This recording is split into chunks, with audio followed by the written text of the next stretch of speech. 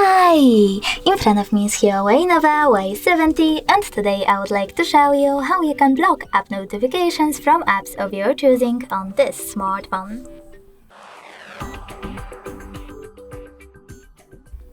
Begin with opening settings and scrolling down right away.